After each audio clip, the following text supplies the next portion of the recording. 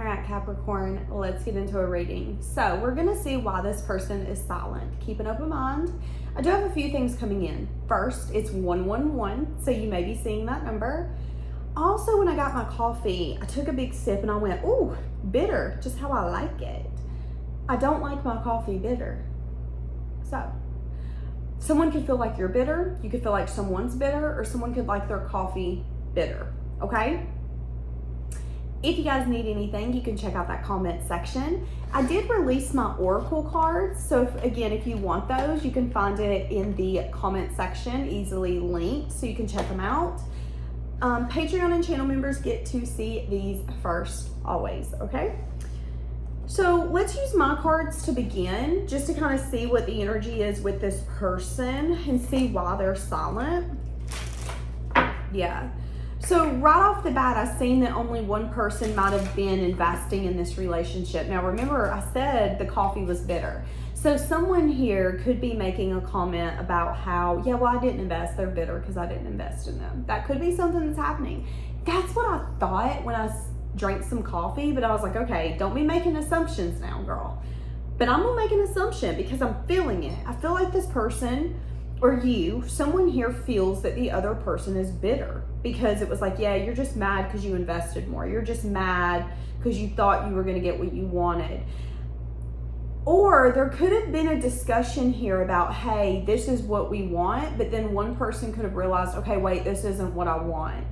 And when it changed, when the dynamic changed, it could have made one person kind of emotionally distant and the other person could have taken that as bitterness. Just because someone decides to emotionally disengage or take themselves out of it does not mean that they're bitter. Maybe they just don't want to be in it. Maybe they don't like the way it makes them feel. Maybe they've recognized there's no benefit to me here. I mean, for each of you, your own, but Capricorn, tell me what you feel down below. I'm the kind of person where if I've messed with you and we don't mess together no more, you don't exist in my world. You blocked, you deleted, you done. That doesn't make me bitter. That just makes me someone who recognizes, wait, this path is over. This path is over. That's what I'm getting here, okay? So someone could feel that the other person is bitter. You're bitter because you didn't get what you wanted. You're bitter because you're not satisfied. You're bitter because you thought that you could manipulate me, or that if we dated long enough, I'd finally give you that ring, or whatever, okay? Let's see. Let's see what's coming in. Why is this person silent?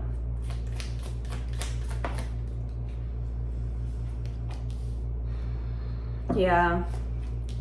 That's what I'm seeing. This person has been deceitful. Make sure that you protect your heart and yourself because they will be returning to test your boundary.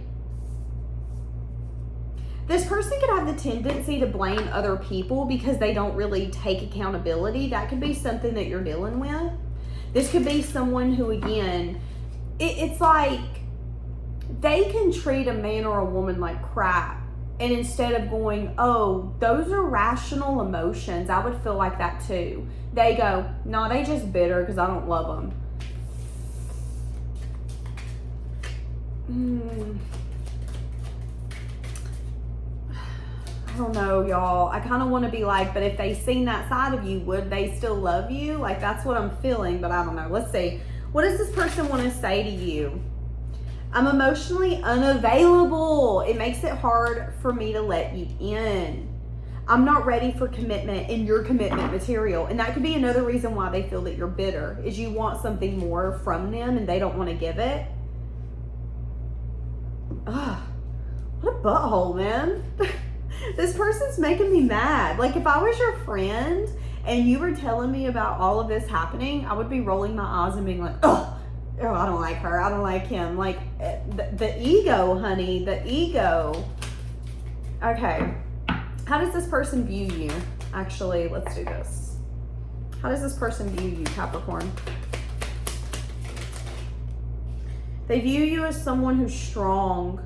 They view you as someone who has a boundary. They view you as someone who's practical, logical, blunt, to the point, direct, strong. They do view you as someone who's protecting yourself. They could even view you as someone who could have something that would protect you. Some of you could have a really big dog or a cat, like a really big cat that looks mean, now it might not be mean, because what they're showing me is a boxer, and the boxer kind of looks mean, but it's not mean. It's just giving that look of like, yeah, take one wrong step and I'm about to eat you. So this person could feel that there's either a family member, a friend, or an animal that would be very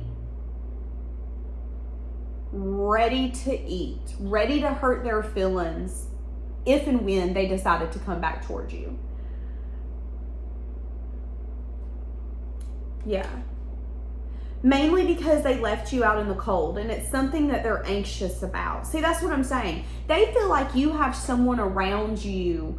It's like, oh, I'm going to go over to so-and-so's house. Yeah, well, so-and-so's brother or sister's about to open the door. And when they open the door, they're going to give you the look like, you got some nerve coming back up around here, don't you? I heard you talking smack. You know what I'm thinking here, Capricorn? You've got a friend or a family member that can see through this person's shit. And what I'm thinking is the first time that person met them, they could feel. It's like deep down, they have them tingling sensations like something's up, we missing something. There ain't something right with this girl or this boy. And what it was is that this person was emotionally unavailable and deceitful. And I think that this person, whether it was a friend, a child, a family member, could have been like, oh, I don't know, you should protect your heart. I feel like he's just kind of in it for something. I feel like she might just kind of be a gold digger. I think she's made for the streets. Someone was able to see clearly who this person was. And they knew, it ain't it, Capricorn.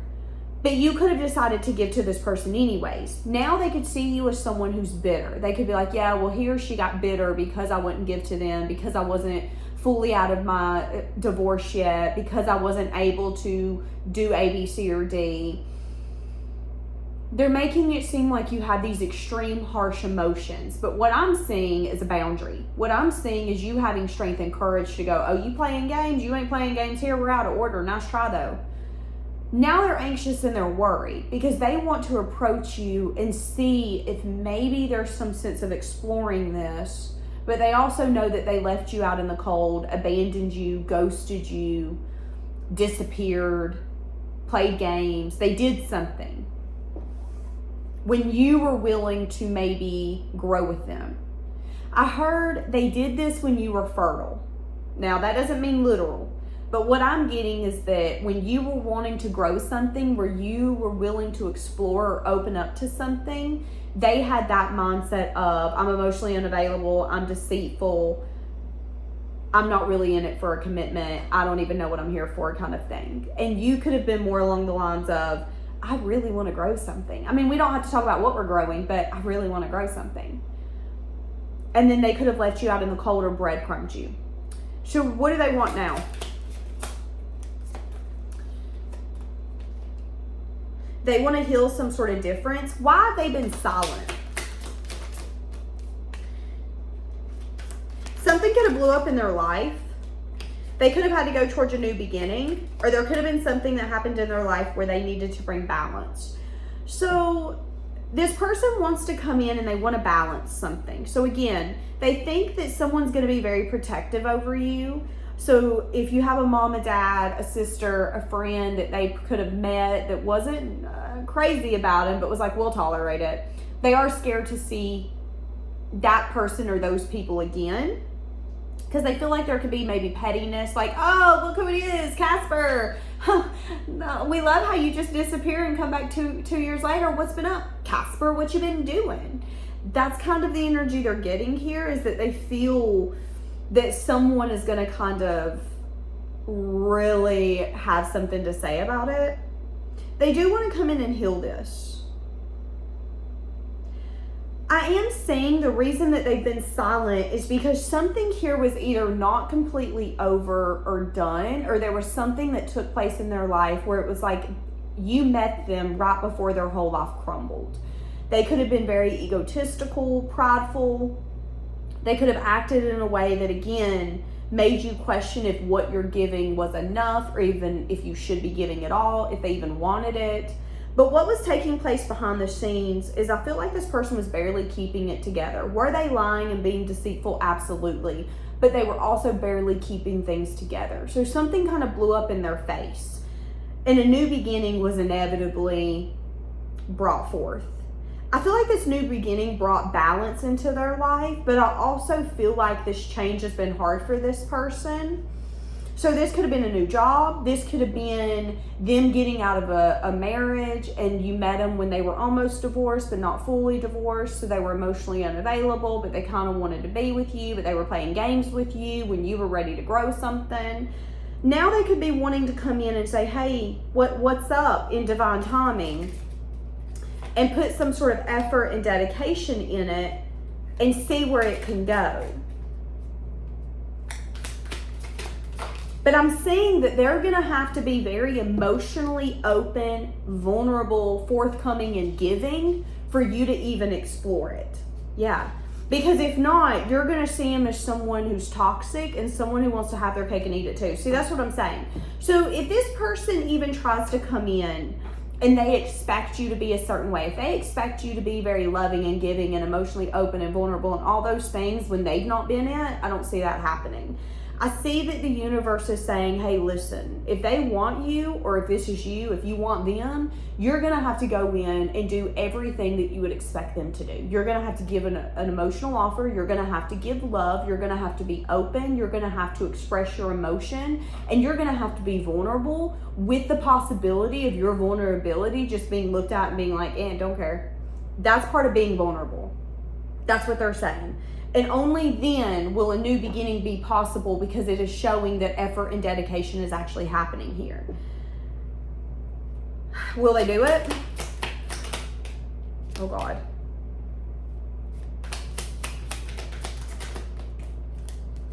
They're going to come in and talk about how they want some sort of reunion or get together. But I am seeing that they're not going to give you full truth and clarity the way that they need to. I'm seeing that this person is going to talk about maybe a new cycle here. Do you know what I'm getting though? It's like this person isn't fully over something. So if you do get in a relationship with this person, they're either not fully ready for a relationship and they're going to miss being a bachelor or bachelorette, or this is someone who's recently got divorced and they're ready for you, but in the same sense, they're not ready for you. They miss you, they like you, they care about you, but they're not going to give you true clarity on the fact that they're actually still kind of discontent that they're divorced. I mean, I know of plenty of people who have gotten divorced or separated after being in a 5, 6, 10-year relationship, who have said, 1, 2, 3 years down the road, it still bothers me. I wish I would have done this different. I wish I would have done this. I wish I wouldn't have said this. Sometimes it takes us going through those things mentally for us to learn things and for us to be able to take resources to the next relationship. Now, some people jump into new relationships quicker than others. Different folks, different strokes. What I'm seeing with this person though, is that if they jump in a relationship with you, they're not going to be ready. And they're not going to be able to tell you things that they need to tell you. So they're going to get maybe very discontent. They're going to get bored. They're going to get dissatisfied. And you might notice that they have some sense of like melancholy with you, that they're kind of discontent. And you're like, what's your problem? What's up? They're not going to say anything. They're not going to want to really be vulnerable and go, I mean, it's not really you. I was just thinking about my last relationship, and sometimes I kind of wish I would have done more. It's not saying that I regret that I left. It's not saying that I regret that we're together. It's just recognizing that I think I could have done more, and that really sucks. And that's the reason my mood's down.